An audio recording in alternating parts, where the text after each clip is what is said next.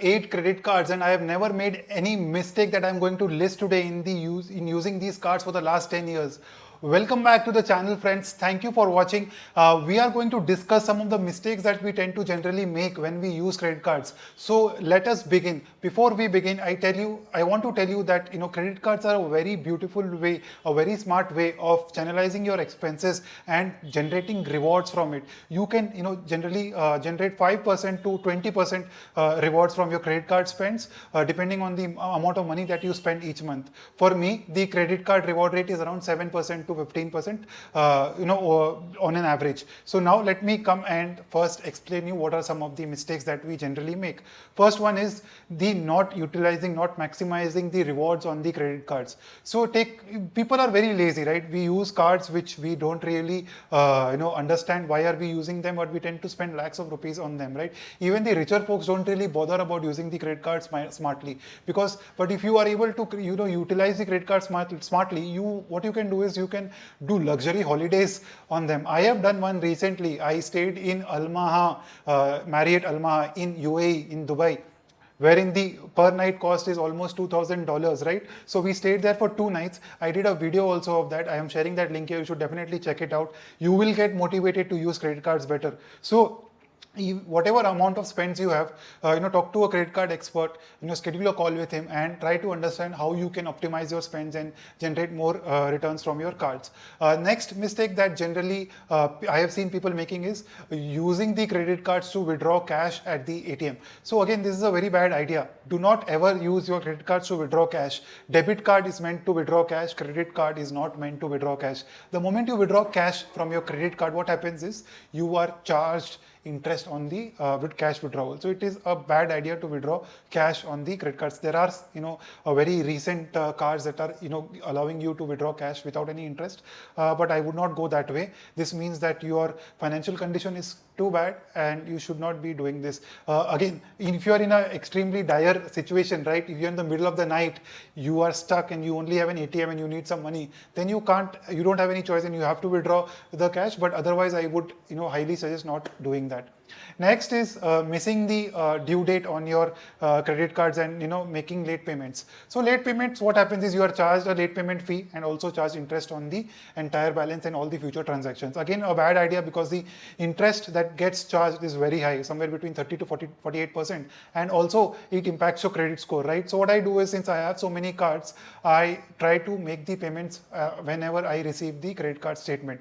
So what you could do is, for me personally, I remember the statement date for each card. Say for example, my HDFC card and the Axis Vistara card statements is generated on 24th and 25th of each month. Axis Magnus card statement is generated on 10th of each month.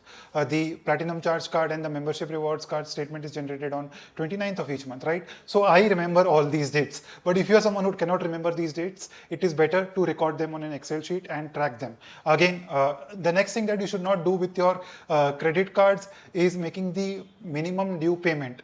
Minimum due payment is a scam, according to me. Okay, so what happens with the minimum due payment is that it does not mean that you are done with your liability, right? You still have a difference to pay.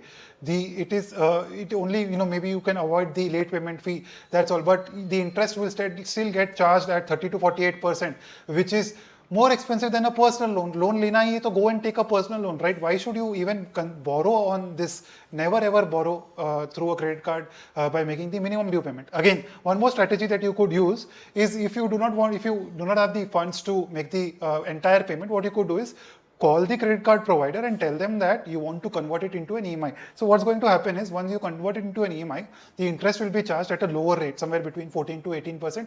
Again, a good idea, instead of making the minimum due payment. So never ever do that. Minimum due payment is good for the providers.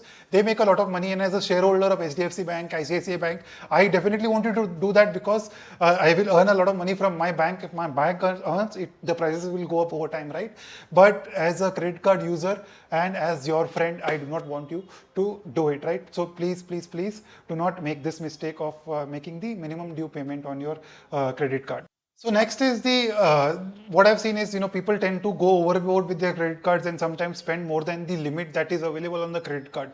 Do not do that, right? Uh, Sometimes the bank itself will reject any transaction over and above the limit, but it may happen that you have used 110% to 20% of your credit limit, right?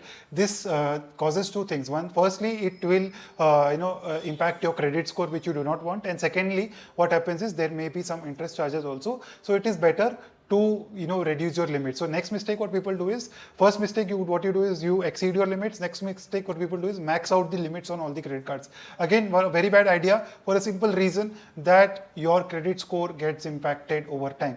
So what you should do, and if your credit score is low, then if you go and borrow, take a home loan or a car loan, you will be charged a higher interest rate, right? So it is better to reduce your usage on the credit cards and limit it up to 30 to 40% of the total limit. So that's why I have so many cards, so that I can split. If I have a big expense coming up in a month, I can split it over multiple cards so that I do not exceed 30 to 40% of the overall limits that I have on the card, right? So these are some of the mistakes, folks, that I have seen people making.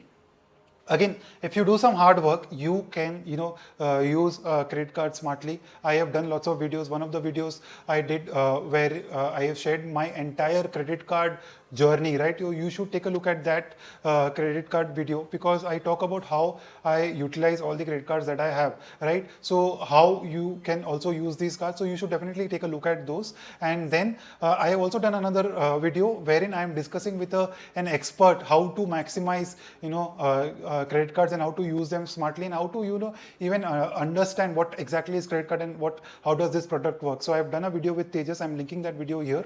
So take a look at these videos. I'm sure you will get a better understanding of credit cards. I hope you enjoyed this video. Please don't forget to like, share and subscribe. Until then, thank you.